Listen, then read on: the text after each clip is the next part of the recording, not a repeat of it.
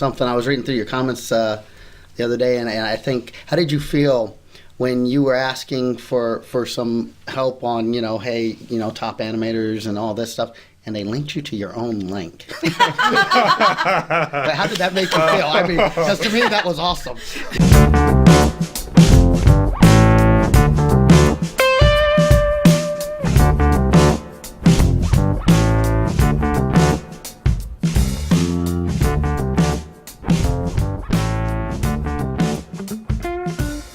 Good morning, ladies and gentlemen. Mark here from INkaa Entertainment. Today, I'm joined by Tom Paris, Firestorm, and Rob Meridy. So Rob has been developing a game called Reventa for the past 10 years. His YouTube channel has over 2,000 likes, and there's been an active greenlight campaign on Steam. Rob, tell us a little bit more about your game. Basically, the game is your typical character action game. Okay. Third person. And it's meant to be played in roughly 10-minute intervals, like loops. So it's kind of a response to games that take like 90 hours to get to the point. Oh God, I hate so there's those nothing. games. Yeah, there's no like 20-minute tutorial. There's no press A to pay respects type stuff. It's like you actually get in, you play it, and you're gone. And it's not. The learning curve is meant to be fairly low. It's a single button to attack, single button to defend, and that's again more designed. Like it's just to streamline the experience. So you get the feel of your typical action game without the super high barrier to entry. So the main allure of this game is its difficulty, right? In the game trailer, you say that you're wanting to try to get a feel of like a horde surrounding you, like insurmountable odds.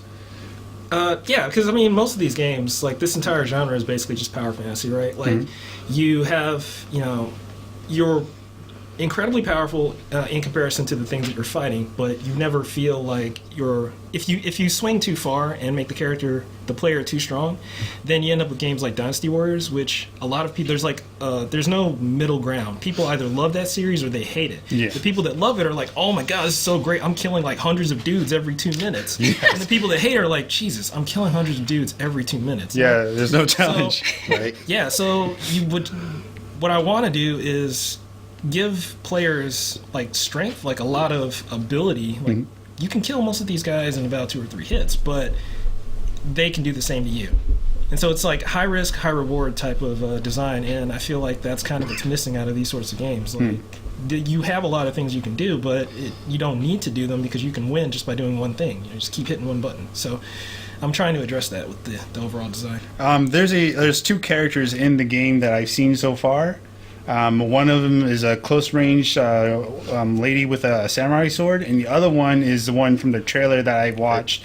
She is a distance. She like throws kunais or something.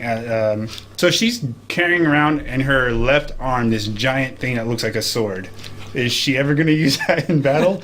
Actually, yeah. A lot of people can pick up on that, but that's actually, the scabbard. And the other character that you see in the game, the blue one with the sword, you notice she doesn't have a scabbard. That's actually her sword.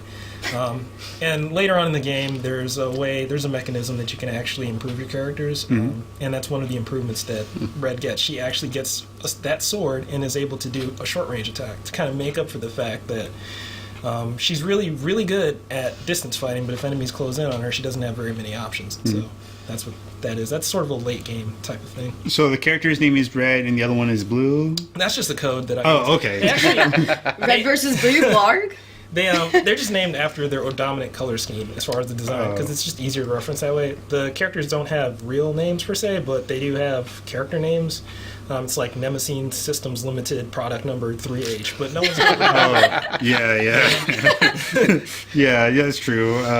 Are there going to be more various enemies in the game? Yes, the characters that are in there now that are the enemies, they're basically just 3 variations of the same type, and that's just a function of me and my bandwidth. Like I can only make so much stuff at a given time, so I figured that I'd use those particular enemies because they're fairly similar, but with the different configurations, I'm able to get a variance in the gameplay. So they seem similar, but each one attacks differently, they move differently, they have different ranges, so the player prioritizes them differently, and that's why they each have like a dominant kind of silhouette.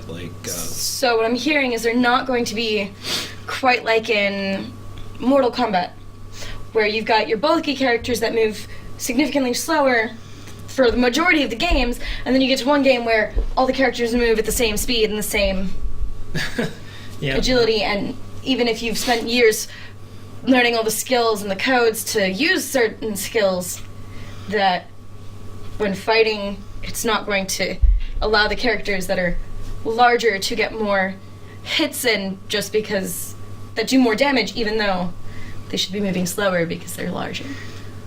Right. I mean, the whole game is really fast, so I didn't want like slow characters anyway. Because that's kind of one of the complaints that I had with. I mean, I want to say Bayonetta, but there's parts where it's not so slow. But like Metal Gear, there's parts where there are enemies that you are just waiting. Assassin's Creed is notorious for this. You're just waiting because they're super slow. It benefits like counterplay, and I'm like, okay, I have counterplay in my game too, but I don't want to sit here and wait for a 3-second swing.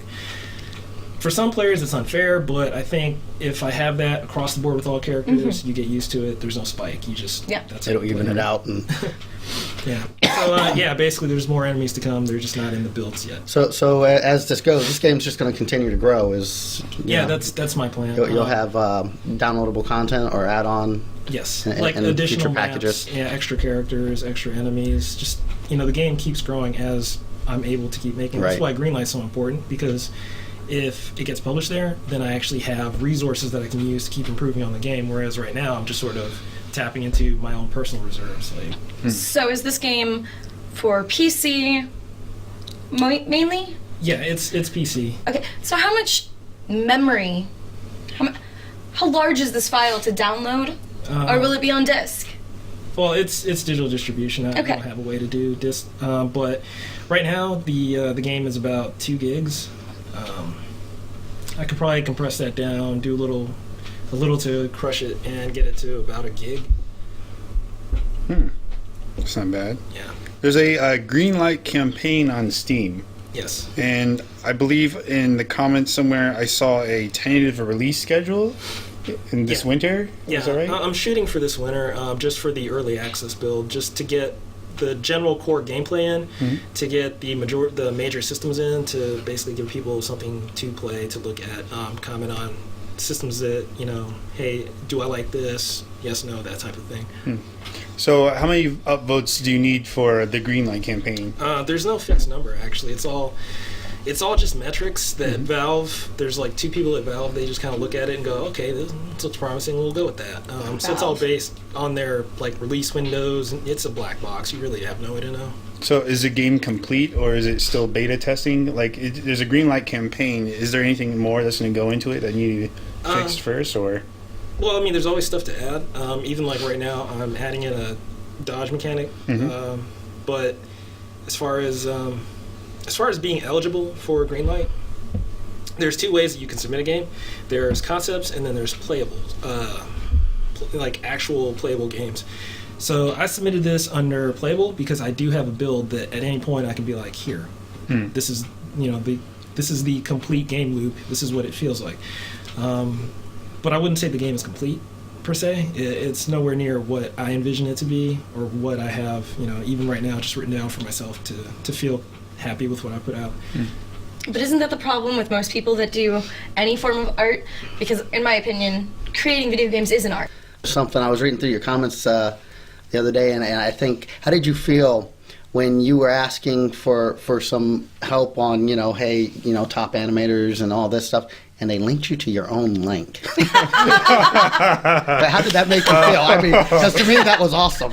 You're like, he sent me to my own page. That's my favorite thing ever, is when somebody tells you to go reference something and you realize that it's your own stuff.